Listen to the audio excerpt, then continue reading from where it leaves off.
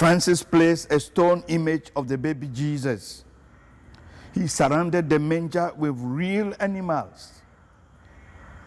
And there is a legend that at night, on Christmas Eve, animals even had the gift of speech.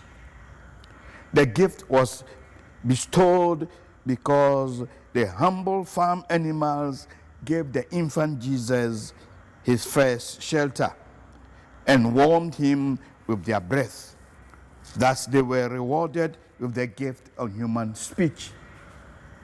St. Francis, who loved animals because they too were God's creatures, extended special kindness to animals at Christmas. He urged farmers to provide their oxen and donkeys with extra rations of corn and hay for the reverence of the Son of God, whom on such a night the Blessed Virgin did lay down in the stall between the ox and the donkey. So at Christmas tide, St. Francis scattered crumbs of bread under the trees so the tiny creatures could feast and be happy. Thomas of Celano, who was the first biographer of St. Francis, would say that Francis at his time would also say, often meditate on the desolation of Christ and his Holy Mother with tears.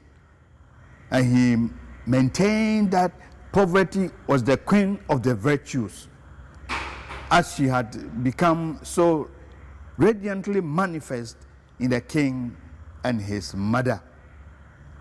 Francis's love and compassion for the suffering and passion of Christ were so deep that he no longer cared about his own pain. In fact, in the year after this celebration, he will be so identified with the suffering Christ that the 5 wounds appeared in his body. Saint Bonaventure, who was Francis' second biographer, said of the scene, "Many brothers and good people came at Francis's bidding, and during the night the weather also was beautiful. Many lights were kindled, songs and hymns were sung with great solemnity, so that the whole wood echoed with the sound. And the man of God stood by the manger, filled with the utmost joy, and shedding tears of devotion and compassion. By his order, the manger had been so arranged that Mass was celebrated on it." But St. Francis had a vision. The simple celebration was not the first time the birth of Jesus was celebrated in a dramatic way. But Francis showed a difference. He wanted to show the hardships Jesus suffered already as an infant.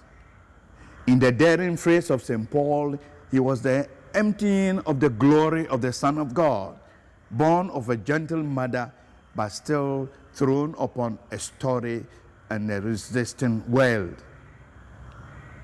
Francis wanted to realize and help people realize exactly what God had done for his people and how people, the poor, he chose to be for our sakes.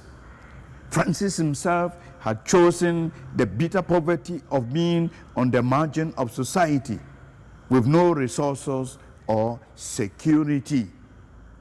He saw the Son of God placing himself, as it were, on the margin of divinity.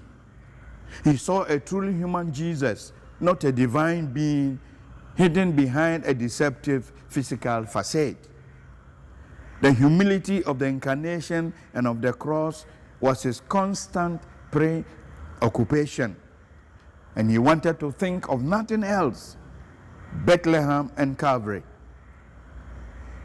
His life centered then around poverty and humility. These were, he called them, sister virtues. He told his friars not to be ashamed to beg, since God himself became poor for our sakes.